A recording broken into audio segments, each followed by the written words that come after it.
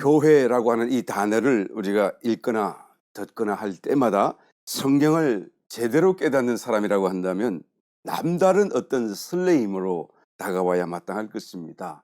왜 그런가요? 이 교회라고 하는 것이 하나님의 모든 천지창조와 사람을 지으신 목적이기 때문이다라는 것을 성경이 말씀해주고 있는 줄 믿습니다. 그러므로 사도 바울께서는 우리가 지혜와 계시의 영을 받아 그 영의 또한 지혜와 계시를 통하여 이 교회에 대한 비밀, 또 하나님이 이루신 그 업적들을 보고 깨닫고 참으로 믿음으로 남자답게 신앙 안에서 하나님의 자녀로서 살기를 원하는 것을 보게 되는 것입니다. 오늘 봉독하신 말씀 15절 말씀으로 돌아가서 읽어봅니다. 이를 인하여 주 예수 안에서 너희 믿음과 모든 성도를 향한 사랑을 나도 듣고 너희를 인하여 감사하기를 마지 아니하고 내가 기도할 때에 너희를 말하노라. 우리 주 예수 그리스도의 하나님 영광의 아버지께서 지혜와 계시의 정신을 너희에게 주사 하나님을 알게 하시기를 원한다라고 말하는 것입니다. 여기서 지혜와 계시의 정신이라고 했는데 이 정신이라고 하는 원어는 영을 의미하고 있습니다. 그러니까 지혜와 계시의 영을 주사 그런 말씀이죠. 왜 번역자가 정신이라고 했는지 그 정확한 이유는 모르겠습니다만 영어 성경에서는 모두가 다 영이라고 그대로 번역하고 있는 것을 보게 됩니다. 아마 모르긴 몰라도 그 뒤에 나오는 마음과 연결되어져서 아마 이해를 더 높이기 위해서 아마 영이라는 단어를 정신이라고 쓰지 않았을까 그런 생각이 들기도 합니다. 하여간 원어적인 단어의 뜻은 지혜와 계시의 영이라는 뜻이죠. 그러니까 지혜와 계시의 영을 너에게 주사 하나님을 알기를 원한다. 그러니까 이 영이 있어야 하나님을 알 수 있다. 그래서 그 영을 너에게 주시기를 원하신다 라는 말씀이죠. 그러니까 여러분 성도가 성령을 받고 이제 거듭났고 또 성령이 그 영 안에 함께 거하시고 계시는데 그 보혜사 성령 외에 또 다른 영이 있다는 말씀입니까? 지혜와 계시의 영을 너에게 주사 그랬으니까 이미 구원받은 에베소 교회 성도들에게 또다시 어떤 특별한 하나님의 영을 받아야 된다는 의미인 것인가요? 그렇지 않습니다. 지혜와 계시의 영이라고 하는 그 영도 여전히 보혜사 성령이죠. 똑같은 하나님의 성령인데 그 성령이 하시는 어떤 역할, 어떤 사역적인 면을 미리 부각하여 말하기 때문에 지혜와 계시의 영이라는 말을 하고 있죠. 이 영은 특별한 영인 것을 우리가 잘 알고 있습니다.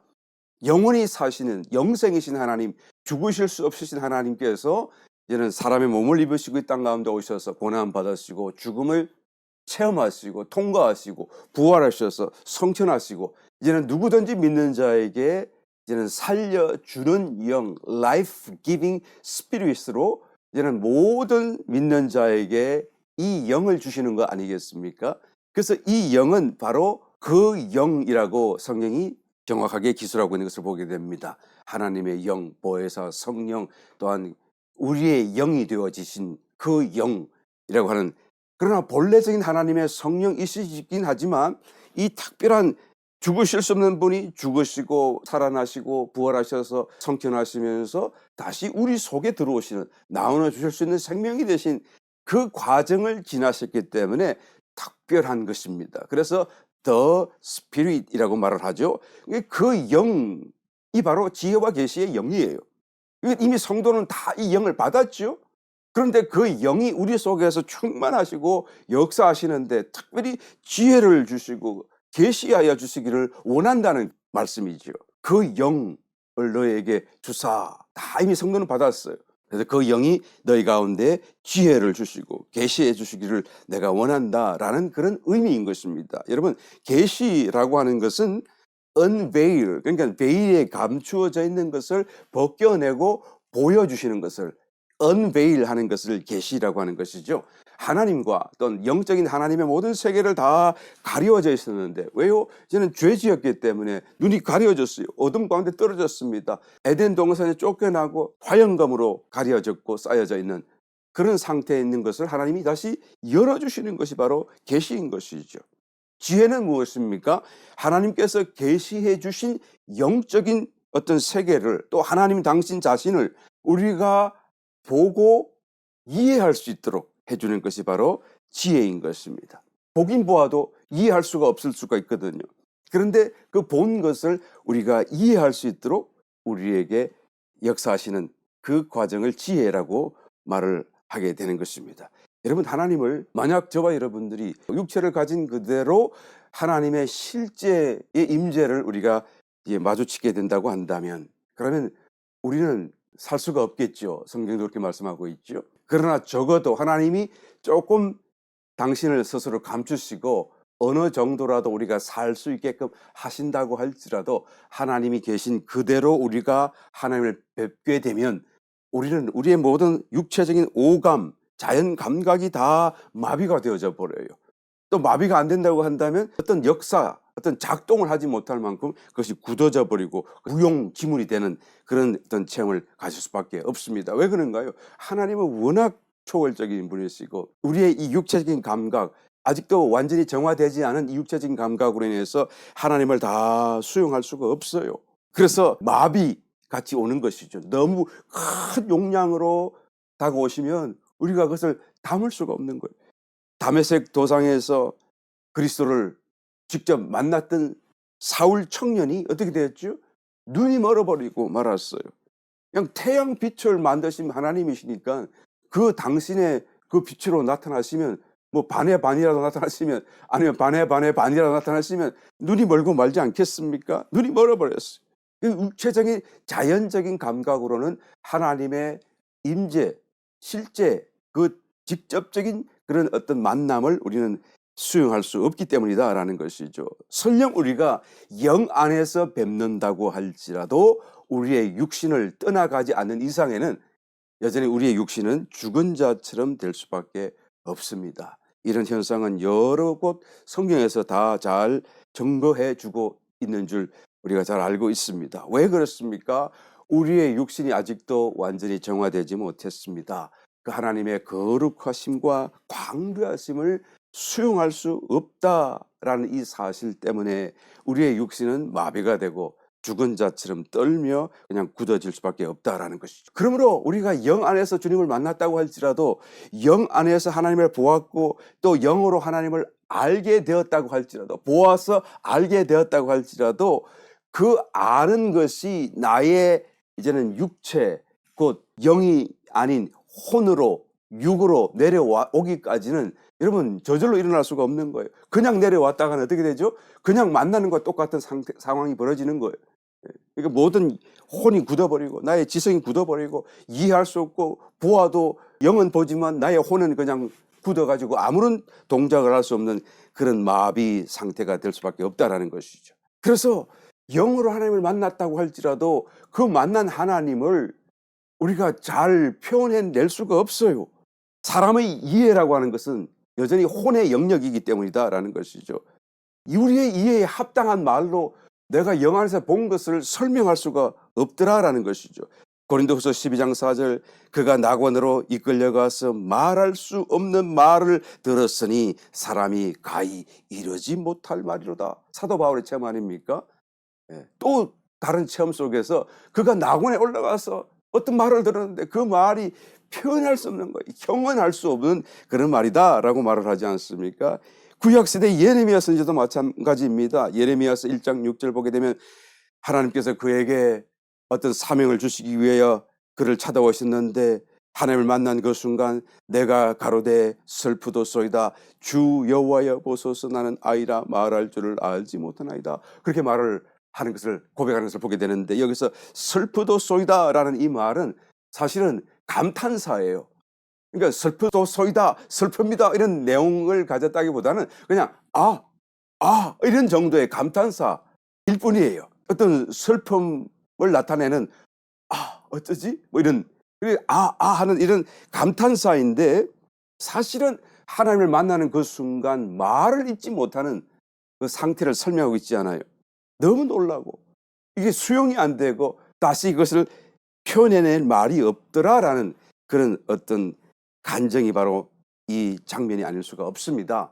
그래서 사도 바울께서 우리가 하나님을 알되 지혜가 있어야 한다. 계시되신 하나님을 우리가 하나님의 또한 주시는 지혜를 따라서 우리가 이해할 수 있도록, 우리가 말할 수 있도록 지혜가 필요하다. 그래서 지혜와 계시의 영을 너에게 주사 하나님을 알게 하기를 원한다라고 기도하는 것을 보게 되는 것입니다. 그런데 하나님이 아무리 우리에게 계시해 주시고 또 지혜를 주셔서 우리가 이해할 수 있도록 하나님께서는 우리를 도와주신다고 할지라도 내가 스스로 내 마음의 문을 꽉 닫고 있으면 내 마음에 전달될 수가 없지 않겠어요? 그래서 그냥 연이어서 사도 바울께서는 18절에 너희 마음 눈을 밝히사, 우리의 마음의 눈을 열어주기를 하나님 앞에 기도하는 것을 보게 되는 것이죠. 지혜와 계시의 영은 우리 속에 이미 오셨어요. 또 하나님은 지금도 우리에게 보이시고 말씀하시고 계시하시고 또 지혜를 주셔서 깨닫게 하시고 있으나 우리가 스스로 우리의 마음의 눈을 가리고 열지 않으려고 닫은 채 그냥 있다고 한다면 하나님의 지혜와 계시의 영이 우리에게 이해되고 전달될 수가 없습니다. 그래서 사도 바울께서는 18절에 너희 마음의 눈을 밝혀주기를 내가 간구한다 라고 말씀하죠. 여러분, 마음의 눈은 이 말씀 사도 바울의 간구 내용을 보게 되게 되면 하나님이 열어주셔야지 우리의 마음의 눈도 열리는 것으로 우리 이해하기 쉽습니다만 사실은 하나님의 은혜 또 사실은 하나님의 그 도우심 없이 사실 될 수 있는 일은 아무도 없어요. 아무것도 없어요. 그렇지만 지혜와 계시의 영을 주시는 것은 우리가 아멘 믿기만 하면 되는 것을, 이제는 마음의 눈을 밝히는 이 문제는 하나님의 은혜와 도우심이 여전히 필요하고 거기에 출발한 사건이라고 할지라도 우리의 반응, 우리의 태도에 더 많은 부분이 달려있다는 것을 우리 말하지 않을 수가 없습니다.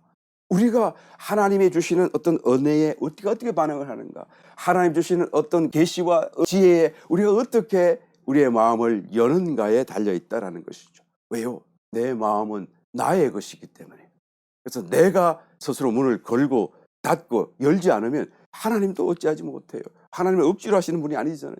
하나님은 우리의 자유의지를 존중하시고 기다리시는 또한 하나님 아니겠습니까? 저도 한때 하나님 앞에 참 간절하게 어떤 오랜 시간 동안 하나님 나의 마음의 눈을 열어주소서라는 그런 기도 제목을 갖고 기도한 적이 있었습니다. 그래서 오랫동안 기도하는데 왜 이렇게 응답이 없나라고 생각하고 있는 중에 어느 때 내 마음속에 감동이 되기를 네가 열어라 그러시는 것 같아요. 하나님 없이 그냥 크게 그냥 네가 열어라 라고 하시는 거예요. 마치 나름대로 부드러우면서도 꾸짖는 듯한 네가 열어라 하는 이 말씀. 그렇지 않겠어요? 내 마음인데요. 내 마음대로 살잖아요. 내 마음인데요. 내가 열지 않으면 하나님이 어떻게 그것을 억지로 여시겠습니까?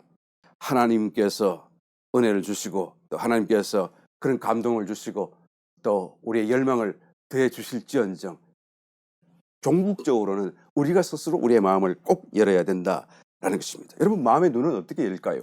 디모데후서 1장 7절 말씀을 찾아보게 되면 우리가 분명한 힌트를 얻을 수가 있습니다. 하나님이 우리에게 주신 것은 두려워하는 마음이 아니요 오직 능력과 사랑과 근신하는 마음이니. 그런데 영어 성경으로 돌아가서 읽어보게 되면 하나님께서 우리에게 주신 것은 God has not given us the spirit of fear, 두려움의 영이 아니요, 이런 말씀이죠. 영어 성경에서는요. 또 하나님께서 우리에게 주신 것은 두려움의 영이 아니요 능력과 사랑과 근신하는 영이니, 그런 말씀이잖아요. 그러니까 마음이 아니라 영인데 한글 성경에는 또한 두려워하는 마음이 아니요 오직 능력과 사랑과 근신하는 마음을 주셨다라고 말씀하고 함으로써 우리가 좀 더 원어적인 의미를 이해하는데 살짝 이렇게 가리워져 있는 것을 우리가 보게 되네요. 이것을 좀 더 정확하게 원어에 근거해서 이 내용을 우리가 해석해 보게 된다고 한다면 하나님이 우리에게 주신 것은 두려워하는 마음의 영이 아니요 오직 능력과 사랑과 근신하는 마음을 가진 영이니, 이렇게 해야 되겠죠. 이제 영을 우리에게 주셨는데 그 영이 두려워하지 않는 영이라는 거예요. 그럼 언제 두려워했나요? 우리가 보혜사 성령 그 영을 우리가 얻기까지 전에는 두려워했었어요. 다 아담의 영 안에서 두려워했었죠. 종의 영을 받았던 것이잖아요. 구약 선지자들도 구약의 성도들도 하나님을 끝없이 두려워했습니다. 물론 우리도 지금도 하나님을 두려워해야 하겠죠. 그러나 이런 두려움은 하나님을 두려워한다는 의미가 아니라 삶을 두려워하고 문제를 두려워하고 원수를 두려워하고 죽음을 두려워하고 이런 등등의 의미를 내포하고 있는 것이죠. 그런데 그때는 두려워했는데 왜 지금은 두려워하지 않습니까? 그때는 아직 중생하지 않았기 때문에 두려워할 수밖에 없는 것입니다. 왜 두렵습니까? 중생하지 않았다고 할지라도 죄의 문제가 몹시 심각하다는 것을 나는 몰라도 내 속에 있는 영은 알아요. 영이 이미 죽었다고 할지라도 영의 죽음이라고 하는 것은 하나님과의 어떤 교통이 단절된 것이 영의 죽음입니다. 영의 죽음이라고 하는 것은 육신의 죽음과 같지 않아요. 뭐 썩어지고 없어지는 게 아니죠. 영은 그대로 있으나 하나님과의 교통이 연결이 끊어진 것이 영의 죽음이에요. 그러니까 하나님의 모든 좋은 것들, 신령한 것들, 생명의 그런 흐름과 공급이 끊어진 것이 영의 죽음이에요. 그래서 내 속에 영이 남아있으나 이 영은 죽은 거예요. 그러나 이 영이 죄가 얼마나 심각한지를 알아요. 나는 몰라도.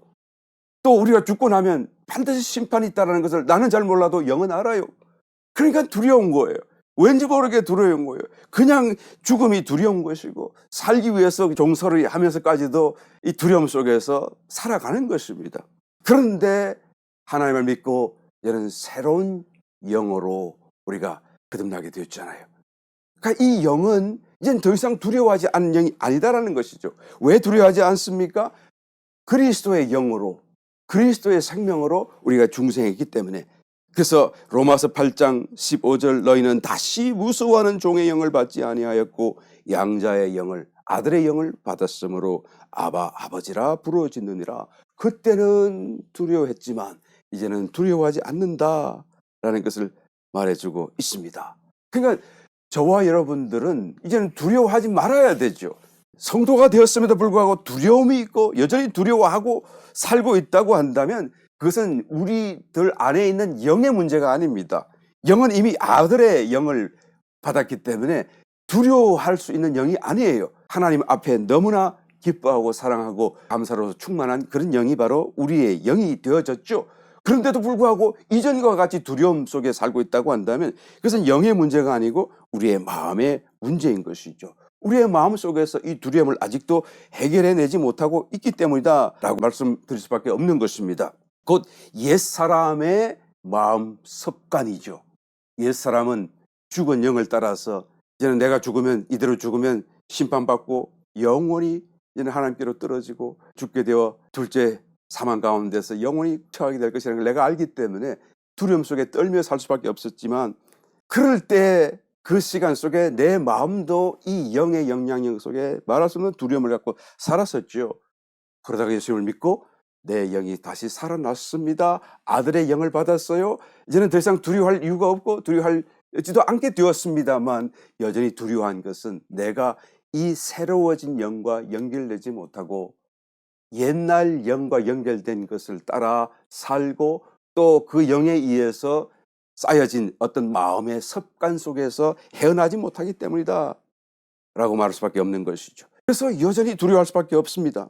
우리의 마음에 만약 두려움이 없고 능력이 있고 사랑이 있고 근신하는 것이 있다고 한다면 우리의 마음은 이제는 영과 연결되어졌다라고 말할 수가 있겠죠. 새로운 사람으로서 새로운 영, 새로운 마음으로 살고 있게 되었다라고 말할 수 있는 것입니다. 그러면 당연하게 영의 세계를 느끼거나 볼 수 있게 될 것입니다. 그래서 디모데후서 1장 7절에서 하나님이 우리에게 주신 것은 두려워하는 마음이 아니요 오직 능력과 사랑과 근신하는 마음이 이 말씀 그대로 첫 번째로 두려움이 없다면 우리의 영이 우리의 마음과 연결되어졌다라고 말할 수 있겠죠. 두려움은 죄의 문제에서 해방되는 것이고 이런 예수님의 피 보혈을 통하여서 피 뿌림을 받았기 때문에 우리 양심에 거리낌이 없고 당당하게 서서 우리가 살아갈 수 있는 그런 상태가 된 것을 말합니다. 이미 우리 속에 일어난 사건이에요. 그 다음에 두 번째로 이런 적극적인 이런 차원에서 능력이 우리의 마음속에 느껴지는 것이죠. 이 능력이라고 하는 그 힘, 어떤 하나님의 공급하시는 어떤 강한 힘, 능력 이런 것을 의미하는 것인데 우리의 마음이 영에 순종하는 그 문제입니다. 주로 의지를 따라서 내가 하나님 말씀을 따라 살고 하나님 말씀대로 살고 하나님이 감동 주신 대로 순종하겠다라고 하는 의지적인 문제죠. 그래서 내가 의지로 하나님을 섬기고 하나님 말씀대로 살고 그리고 나는 아무것도 아니요. 나에게 모든 것은 다 자기 십자가로 정리하겠다라는 그런 의지를 가지는 사람이라고 한다면 이 능력과 힘이 이제는 느껴질 수밖에 없는 것입니다. 사도 바울도 그의 체험 가운데 내가 약할 그때에 곧 강하다라고 고백했잖아요. 나의 연약한 것을 내가 자랑하리니 이는 하나님의 능력이 내게서 머물러 있게 하려 합니다 라고 고백했지 않습니까? 그는 삶의 궁핍이 다가오고 핍박이 다가오고 문제가 다가오고 이런 모든 것에도 오히려 합력하여 선을 이루시는 하나님을 믿음으로 그런 상황 속에서 오히려 더 강함을 나타낼 수 있었다라고 말하지 않습니까? 바로 능력이 느껴진다. 내 마음속에 어떤 하나님의 공급하는 힘이 느껴진다라고 하는 사람은 자기의 마음속에서 특별히 의지가 지금 자기의 영과 연결되었다라고 말할 수 있겠죠. 그다음에 사랑이 느껴진다. 이건 주로 감정적인 부분일 텐데요. 나의 혼의 영역 속에서 나의 의지를 가지고 하나님 앞에 순종하면 그러면 영으로부터 이제는 사랑이신 하나님 그 사랑이 흘러들어와서 나의 감정 안에 이제는 자꾸자꾸 채워지게 되겠죠.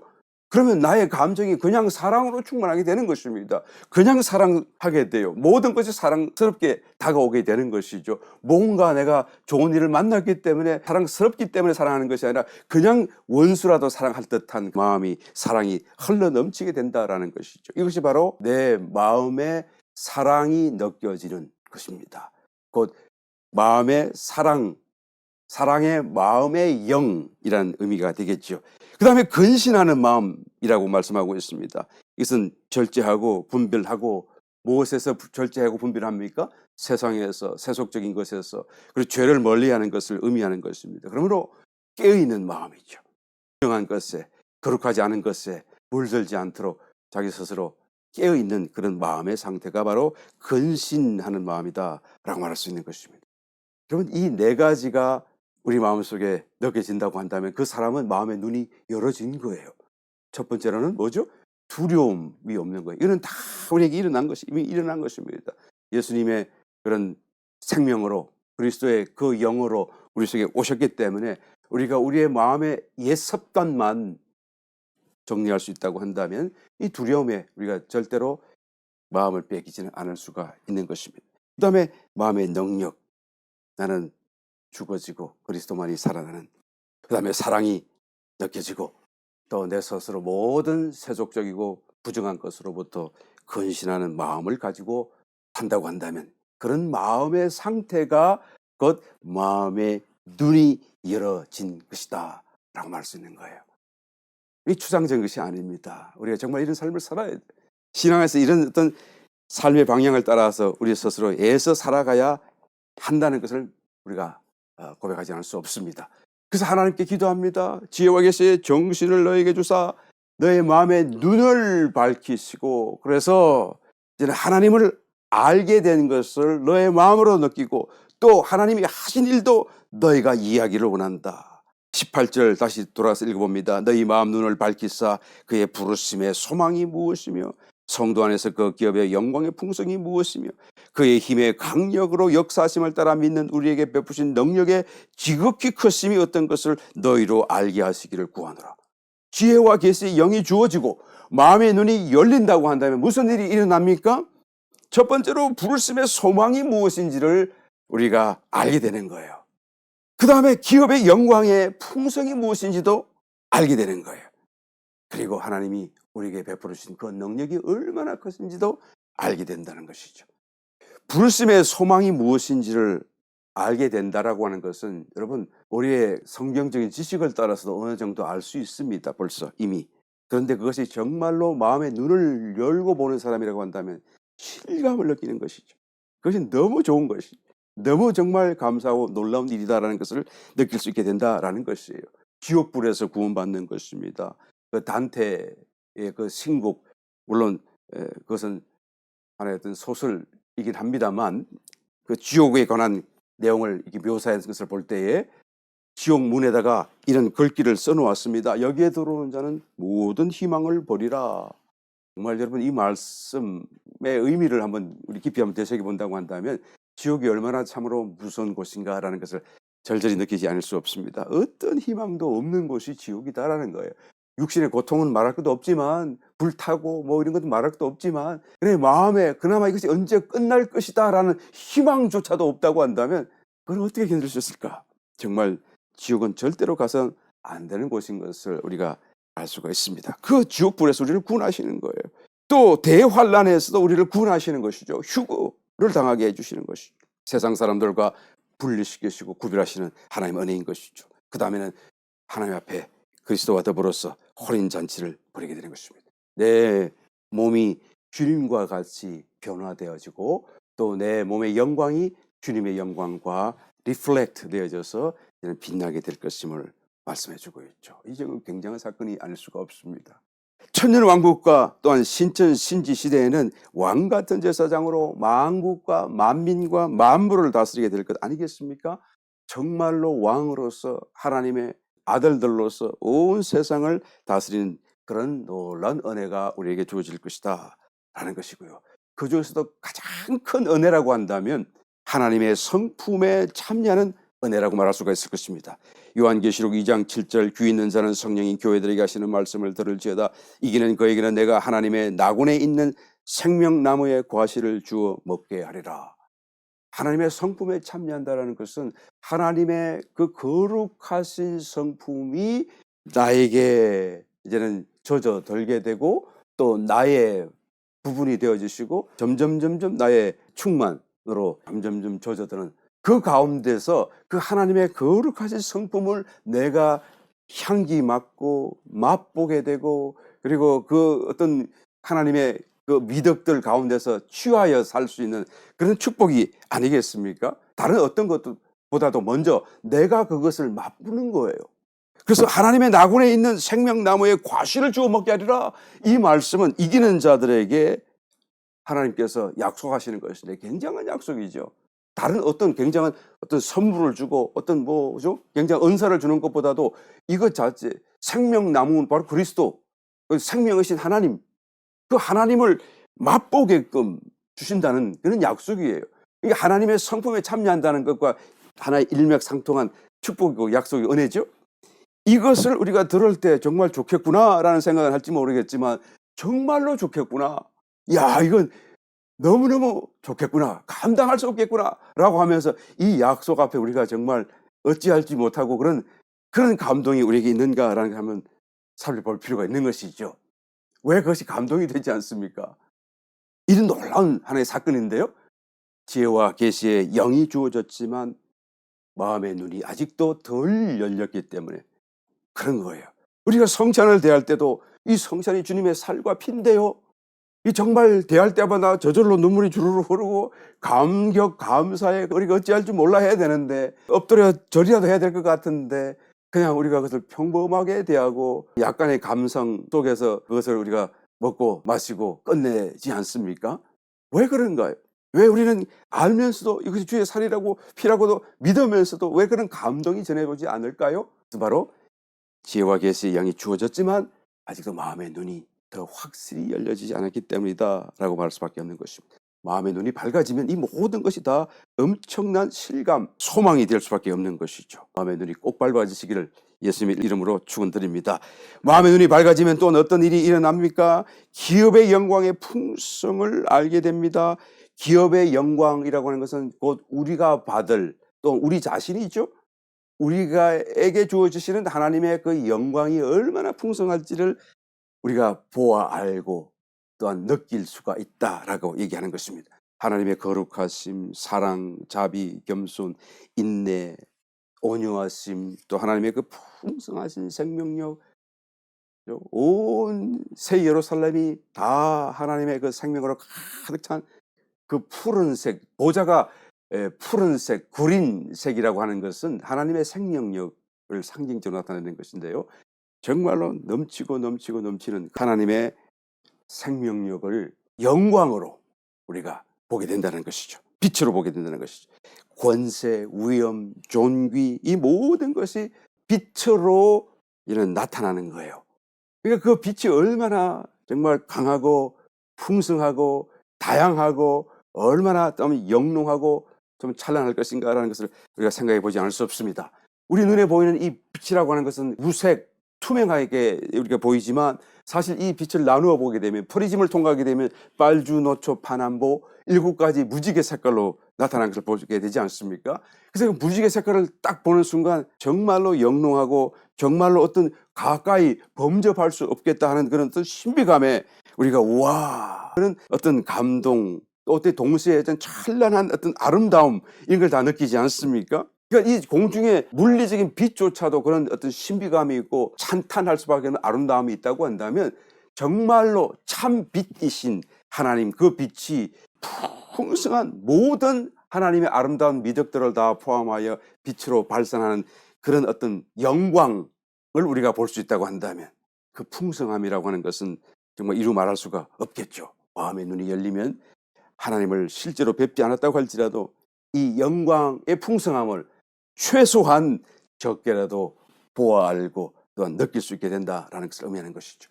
이것을 본 사람은 세상에 연연할 수가 없어요. 세상과 비교할 수 없기 때문에 너무나 이것은 아름답고 매력적인 것이기 때문에 우리의 마음을 사로잡는 것이기 때문에 그것을 정말로 마음의 눈을 열고 볼 수 있는 사람이라고 한다면 도무지 세상에 연연할 수 없습니다. 세상은 너무나 허무할 뿐이고 오직 다가오는 내세와 하나님만이 나의 소망이 된다라고 고백하지 않을 수 없는 것이죠.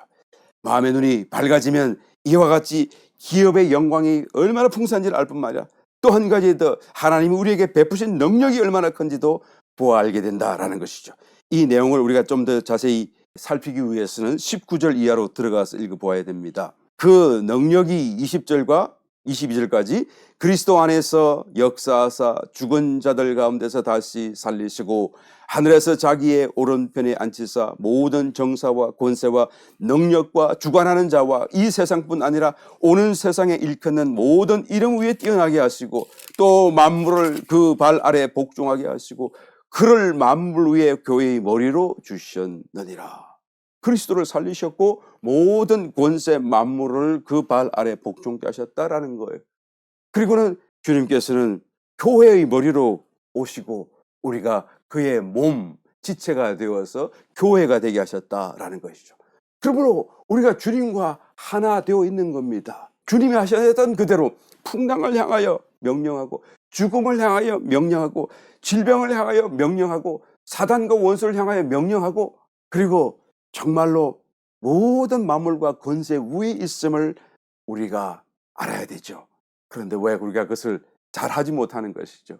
왜 당연한 것 같이 우리가 그것을 주장하지 못하는 것이죠? 아직도 우리의 마음의 눈이 다 열어지고 보아야 할 것을 보지 못하기 때문이다라고 우리가 말할 수밖에 없는 것입니다. 그러므로 사도 바울께서는 이것을 위하여 지혜와 계시의 영을 우리에게 주실 뿐만 아니라 이제는 마음의 눈을 밝히 열어주시기를 기도한다라고 말하는 것이죠. 여러분 신앙생활 속에서 우리가 어떻게 이길 수가 있는 것입니까? 마음의 눈이 밝아져야 돼요. 그래서 정말 볼 것을 볼 수 있어야 돼요. 그런 눈이 있어야 되겠죠. 그래야 우리가 믿음 위에 서고 그래야 우리가 흔들리지 아니하고 그래야 우리가 정말 원수와 또한 모든 저주 앞에서 당당하게 명령하고 또한 승리하지 않겠습니까? 신앙생활 속에서 우리가 이긴다라고 하는 것은 그 비결이 사실은 교회라는 것에 있어요. 우리는 흔히 개인적인 그런 어떤 영적인 싸움, 문제의 어떤 그런 싸움, 기도의 그런 어떤 응답, 또한 성장 이런 것 등등해서 내가 이기는 것이다라고 생각하고 거칠 수 있을지 모르겠지만 물론 그것도 이기는 것은 이기는 것입니다. 그러나 충분한 이김이 될 수는 없어요. 또 충만한 이김이 될 수가 없습니다. 가장 크고 가장 완전한 이김의 비결은 어디에 있습니까? 곧 바로 에베소서가 말하고 있는 교회로 연결되는 이 교회 안에 있는 것이죠. 왜 그런가요? 바로 이 교회가 그리스도의 몸이시기 때문에요. 그리스도가 머리가 되셨기 때문에요. 이 교회에 연결되어지게 되면 우리는 완전한 승리, 완전한 이김을 얻을 수 있게 된다라는 것입니다. 이것이 바로 에베소서의 주제고 끊임없이 우리에게 또한 말씀하고 있는 가장 중심적인 내용인 것을 우리가 알아야 되는 것이죠. 요한계시록 2장과 3장에 보게 되면 7교회 중에 이기는 자들에게 하나님께서는 이런 저런 축복을 다 약속하고 있는 것을 보게 됩니다. 왜 교회에 대해서 이기는 자에 대한 축복을 따로 주시는 것이죠? 교회 중에 있을지라도 어떤 사람은 이기는 자가 있을 수 있고 어떤 사람은 이기지 못하는 사람이 있기 때문에 그런 것이죠. 그러니까 교회 이름으로 어떤 축복을 약속하는 것이 아니라 교회 중에서 이기는 자들에게 축복을 약속하는 거예요. 그럼 누가 이기는 자일까요? 누가 이기지 못하는 자일까요? 바로 교회 안에서 정말로 교회로 연결된 삶을 사는 사람들이죠. 왜 이 사람들이 이기는 자가 될 수 있나요? 그 교회의 머리가 주님이시기 때문에 그런 거예요. 그러니까 내가 아무리 혼자서 거룩하다고, 아무리 혼자서 영성이 뛰어나다고 할지라도 교회와 연결되지 못했다고 한다면 그 사람은 여러분 완전한 거룩이요, 완전한 이김을 우리가 말할 수가 없는 것입니다. 어떻게 자기 스스로 사단을 이길 수가 있나요? 어떻게 원수를 이길 수 있나요? 그리스도가 나의 모든 것이 되시고 머리가 되실 때 우리는 완전한 승리를 이룰 수가 있는 것입니다. 그러므로 교회라고 하는 개념은 에베소서를 우리가 살피고 특별히 성경을 제대로 이해하는 사람이라고 한다면 정말 새로운 어떤 느낌을 갖고 그것을 대할 수 있어야 되는 것이죠. 어떤 사람은 내가 교회를 나와주는 것 같이 그렇게 말하는 사람이 있죠. 그래서 나를 건드리기만 해봐라. 교회 그냥 안 오고 말 거야. 뭐 이런 사람이 가끔씩 만나는데요.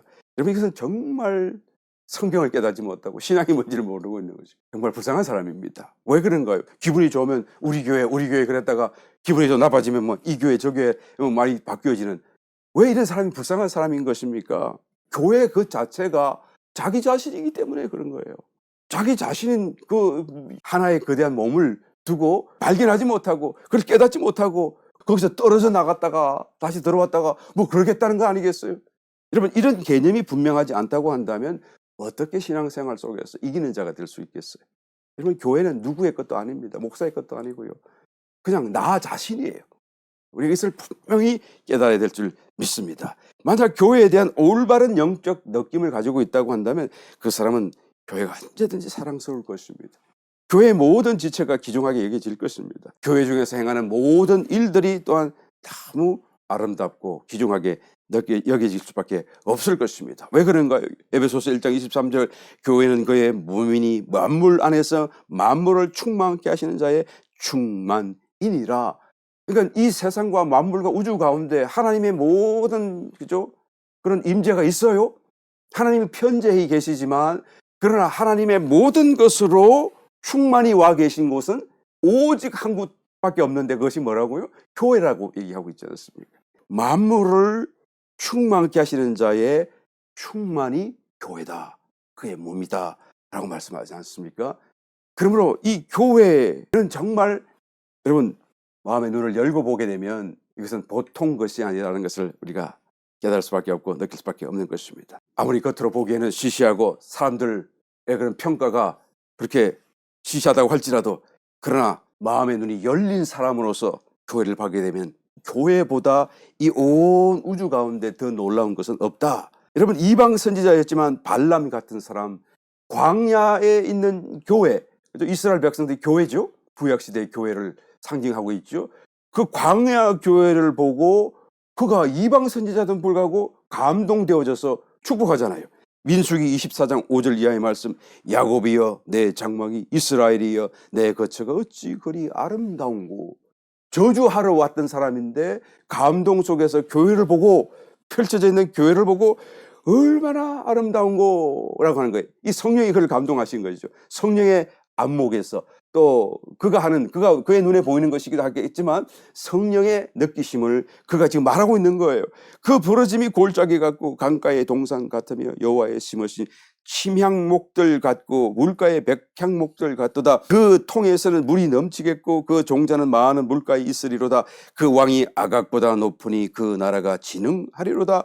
하나님이 그를 애굽에서 인도하여 내셨으니 그 힘이 돌소와 같도다. 그 적국을 삼키고 그들의 뼈를 꺾으며 화살로 쏘아 꿰뚫으리로다. 꿇어 앉고 누움이 수사자와 같고 암사자와도 같으니 일으킬 자 누구이랴. 너를 축복하는 자마다 복을 받을 것이요 너를 저주하는 자마다 저주를 받을지로다. 교회를 우리가 어떻게 대해야 되는지 여기서 아주 단순하면서도 명백하게 말씀하고 있잖아요. 교회를 대할 때 축복 축복하는 자는 축복받고 저주하는 자는 저주를 받을 것이다 라고 말하는 것입니다. 우리가 교회 생활하고 있습니다. 이게 얼마나 큰 축복인지 몰라요. 그럴 때 때때로 눈에 보기에는 시시하고 마음에 안 들고 또 참 어리석은 그런 모습이 보일지도 모르겠습니다만, 그럴 때조차에서도 우리가 마음의 눈을 열고 그 내용, 그 중심을 바라보며 그리스도의 몸으로서 머리 대신 그리스도를 볼 수 있어야 될 줄 믿습니다. 그러므로 우리가 교회를 대하는 자세가 언제든지 적극적이고 언제든지 사랑하는 그런 자세를 취해야 돼요. 부정적이고 비판적인 그런 자리에 서지 않게 되시기를 예수님 이름으로 축원합니다. 이 교회가 정말 보통이 아닌 것이죠. 이 온 우주와 만물 가운데 하나님의 모든 피조물 가운데서 정말로 유일무이한 특별한 하나님의 작품이고 또 사랑과 관심이 집중되어 있는 것이다라는 것을 우리는 알아야 되는 것이고, 또 하나님 당신이시기도 하다라는 것을 우리는 알아야 되는 것입니다. 요한계시록 2장 1절 에베소 교회의 사자에게 편지하기를 오른손에 7별을 붙잡고 7 촛대 사이에 다니시는 이 7 촛대가 바로 7교회죠. 7교회 안에서 그리스도께서 막 다니시고 있다라고 지금 말하고 있잖아요. 사도 요한이 그것을 이런 영안에서 그것을 보게 된 거예요. 이 그리스도께서 다니시는 것을 말씀하고 있는 것입니다. 광야의 성막, 또 여러분 이렇게 4겹으로 덮개가 덮여져 있잖아요. 그래서 제일 안에는 세마포 천으로, 두 번째는 염소털로, 그 다음에는 또 붉은 양털로, 양가죽으로, 그 다음에 맨 마지막에는 뭐죠? 해달, 물개 가죽으로 덮여져 있잖아요. 그러니까 맨 바깥에서 성막을 바라보는 사람 입장에서는 성막이 참 누추하고 그죠? 화려하고 그렇게 보이진 않아요. 색깔도 해달, 물개 가죽이니까 그 색깔이 팬시하고 멋진 건 아니잖아요. 그 가죽으로 덮여 있는 것을 보게 될 때 정말 어쩌면 누추하고 초라해 보이기까지 하지 않겠어요? 그런데 그 안에 들어가서 보게 되면 지성소가 있고, 지성소는 사방이 정금으로 둘러싸여져 있고, 그 한가운데 하나님께서 그 영광으로 임재해 계시다라는 것을 말씀해 주고 있지 않습니까? 그러니까 겉으로 보기에는 정말 시시하고 누추해 보일지라도 그 속에는 하나님이 계시다라는 것을 말씀하는 것입니다. 우리의 마음에 눈이 활짝 열어져서 저와 여러분의 교회가 어떠한 것이고 이 교회 생활이 무엇이며, 다시 한 번 더 정말 하나님의 축복 속에, 은혜 속에 기쁨과 감사가 넘치는 저와 여러분 다 되시기를 예수님 이름 축원합니다.